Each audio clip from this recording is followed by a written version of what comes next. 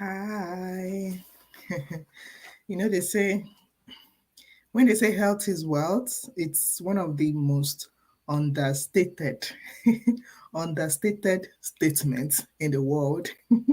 Or, we just say it, we say it casually, but we actually don't know the impact. We don't know the if we truly understand that health is wealth.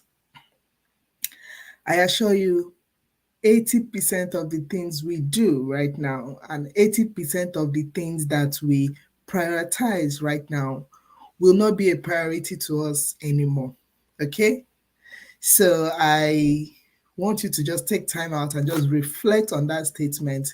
Health is wealth. If you can just reflect on that statement, health is wealth, your priorities will change. You will look at things with a new eye. You look at things in a different context, and trust me, your priorities will change. But it's okay. Hi, happy to be back. Did you miss me? It's been a while. So I'm back, and today I want to share with you. This is one of my favorite books of all time. A short story about how I got this book. I was in a mess. I was in a financial mess, you know, and it was the financial mess that led me to get this book. What do I mean by financial mess? It wasn't so bad, but to me, when it comes to money, I there's a state I don't like to be in when it comes to money. Okay.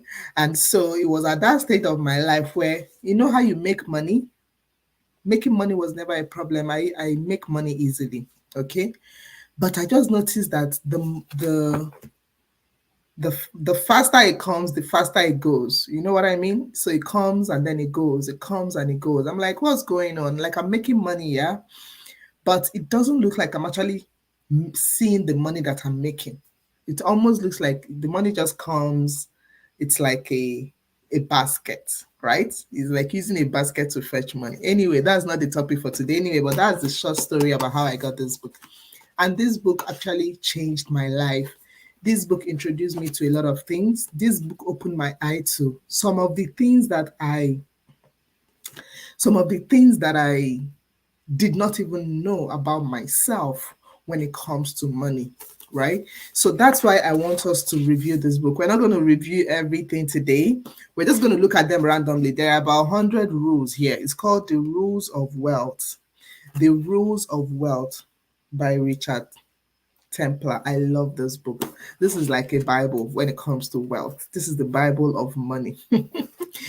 So if you can, pick a copy for yourself and examine it. Don't read it. It's not a book to be read, it's a book to be examined. You have to study it over and over and over, and you would understand some things about money that you never knew about. So let's just start from the basics. Like I said, I'm not going to read it. It's not a review. I'm just going to share some of the rules. Today, I'll just share one rule that I find very that I find like this is like going back to the basic, because it says the first step is thinking wealthy, right? And I said today, let's talk about thinking wealthy. How do the wealthy people think? I learned something recently. In fact, that reminds me, I'm going to be sharing some short videos with you guys about things I learned. So when I learned something that, blows my mind, I'm just going to drop a short video so that you can also learn with me, because learning and teaching is one of my favorite things in the world. Okay. Hi, Steve. I'm blushing because my coach is online right now watching me. Okay, so hi. So, like I said, this is one of the best books I've ever had in my life, and I'm going to be taking time out to share them with you, and especially how they struck me. So, if you like to learn more about it, please get a copy for yourself. But this is just me starting from the thinking aspect. Okay, how do the wealthy think? Thank you so much, Steve. Thank you.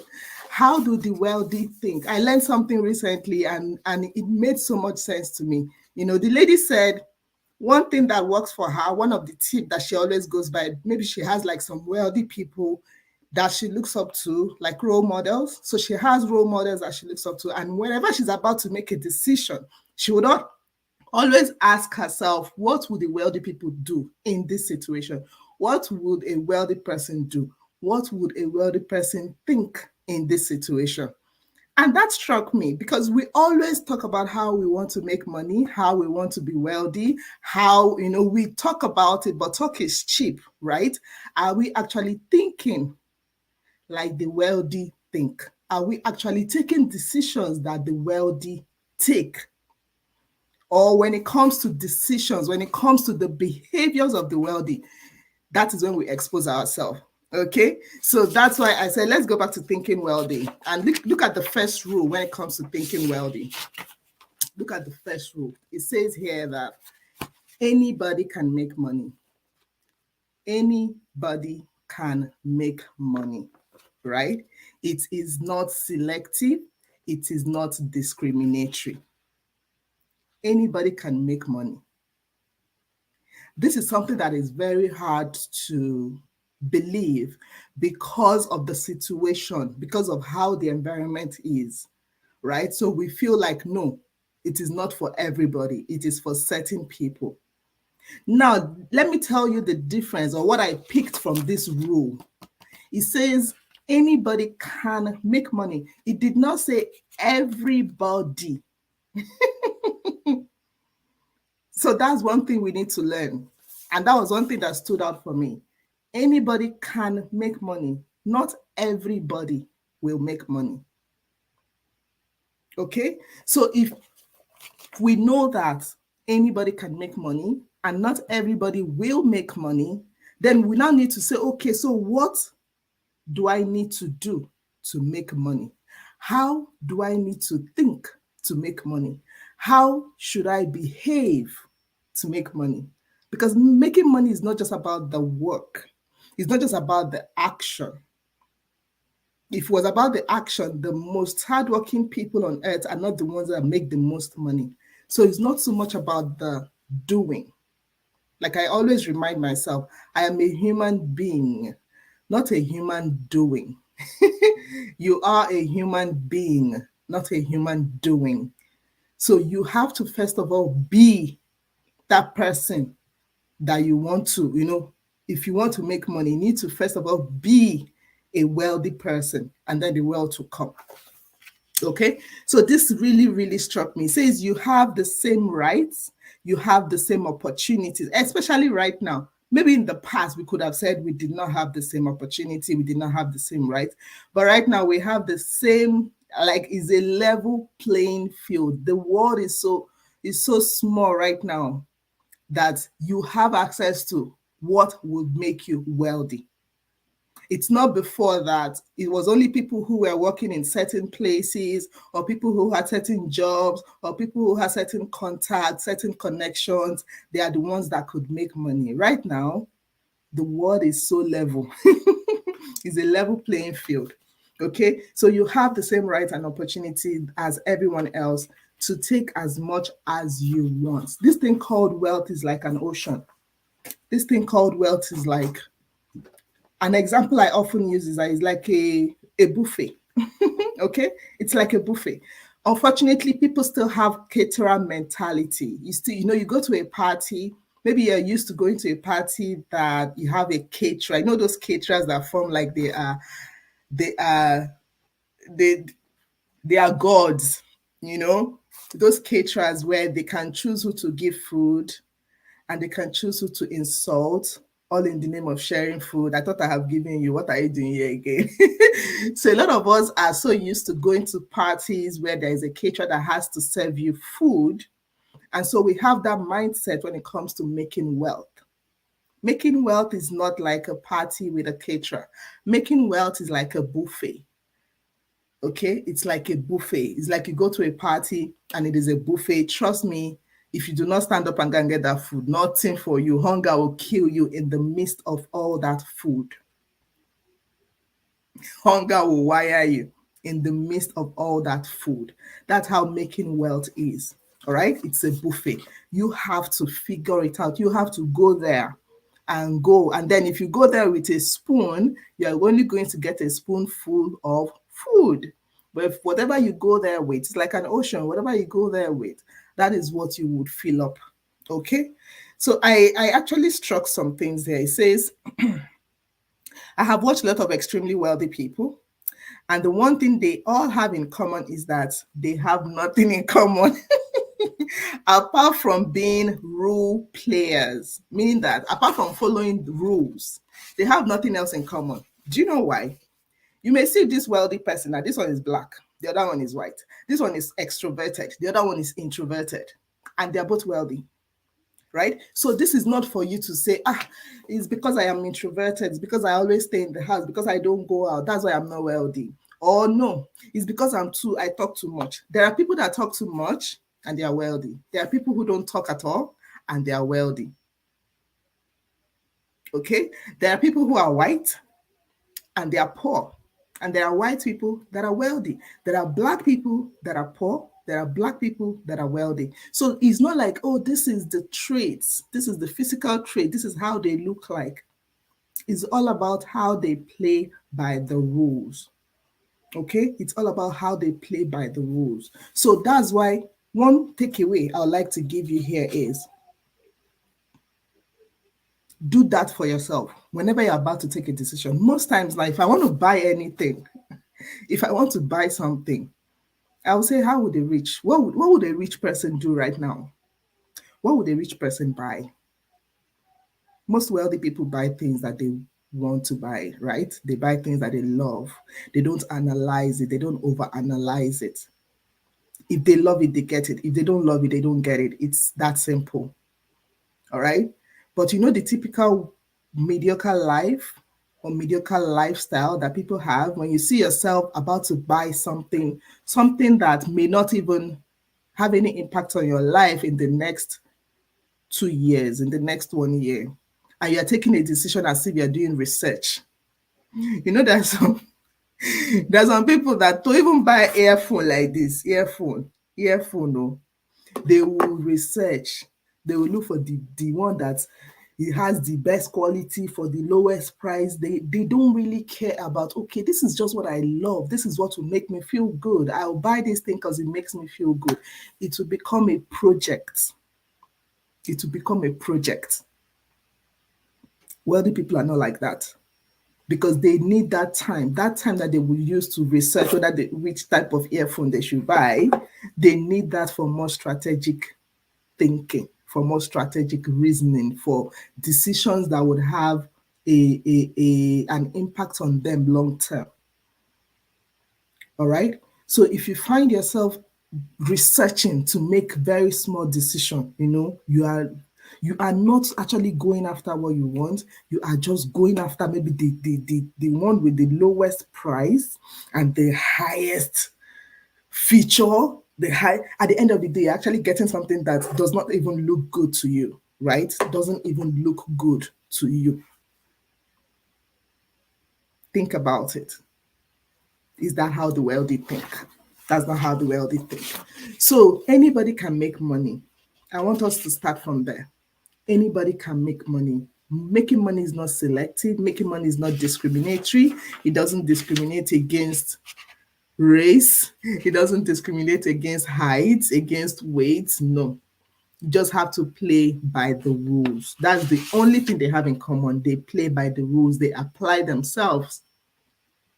So you must also apply yourself to the rules. Okay, so that is our conversation for today. I'm just going to take some time out. It could be a short video, it could be Facebook Live. We're going to talk about the rules of wealth as contained in this book. Okay, I made a post just before now and I said life insurance is the last love letter of your family, or the last love letter, or your last love letter to your family.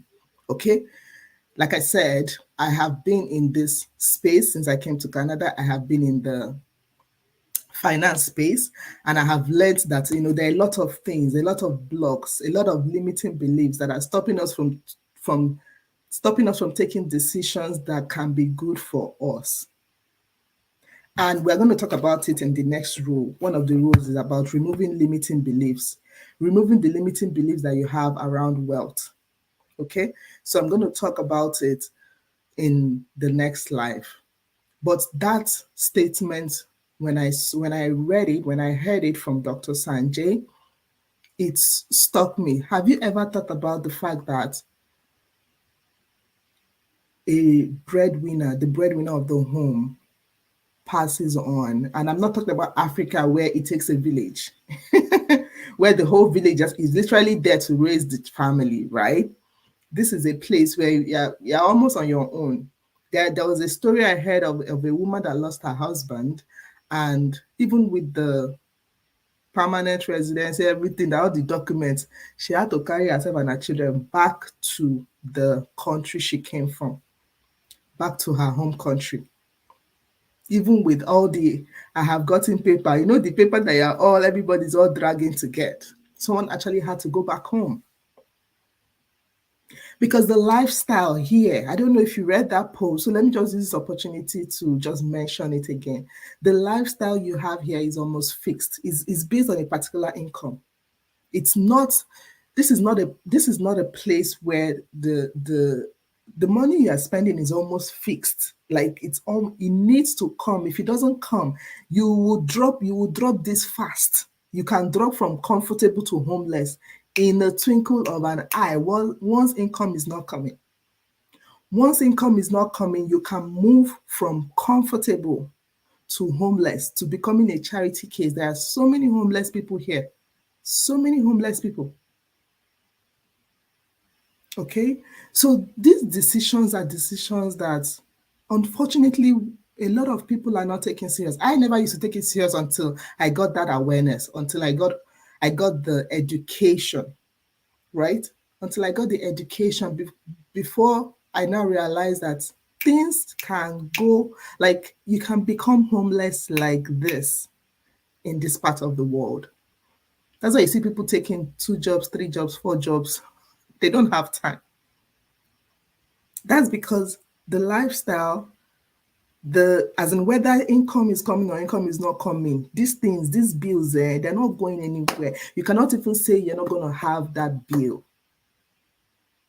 All right. Now imagine if a breadwinner goes. There are children.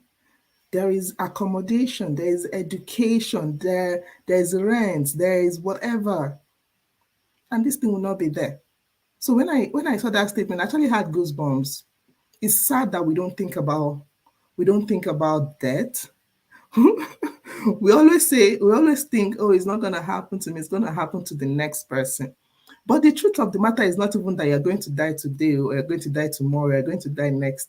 Even if you live till you're 65, research actually shows that even people who have lived at that age, I think about 67% of them are just struggling. They are financially weak. And the truth of the matter is the way time runs, think of 10 years ago. Think of 20 years ago. It looks like yesterday. It actually just looks like yesterday. You cannot believe that it's been 20 years. Maybe you see some pictures and like, I can't believe it's been 20 years since I took this picture. I cannot believe it's been 20 years since I took this picture. Trust me, that's how 20 years comes and goes. And before you know it, another 20 years will come. I called myself the mom advisor because I want to work with a lot of young mothers. At this stage, your children are young, right? So what plans do you have? What are you putting in place so that 20 years from now, I have a 2-year-old, 20 years from now, he'll be 22. The other one is 4 years old, 20 years from now, he'll be 24. Do I want to wait until he's 24 and then I start asking myself, what am I going to do about his education, about their education? That is usually what people do. We have this mentality of what's that quote that disgusts me? When you get to the bridge, yes, when we get to the bridge, we'll cross it. It is when we get to the bridge we cross it. That is what has left a lot of people financially weak at a time when they shouldn't have been. And then you see that they are struggling. And then it looks like this thing happened overnight. It doesn't ever happen overnight. That's why, in fact, that's how nature has done it. Nature gave you time to raise your child to become from a small baby to when they actually need like a huge financial commitment from you. That time was given to us for a reason. Unfortunately, we have that mentality of when we get to the bridge, when we get to the bridge. So that is our conversation for today.